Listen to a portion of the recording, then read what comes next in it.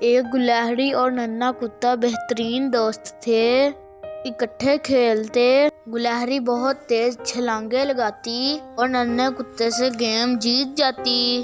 ننھا کتا بہت اداس ہوتا کہ وہ گلہری کی طرح تیز نہیں بھاگ سکتا تھا، اس لیے اسے اپنا آپ بیکار لگنے لگا۔ ایک دن ایسا ہوا کہ تیز بارش ہوئی اور گلہری پھسلتی ہوئی گہرے پانی میں گر گئی۔ گلہری نے مدد کے لیے پکارا تو اس کا دوست کتا بھاگا آیا۔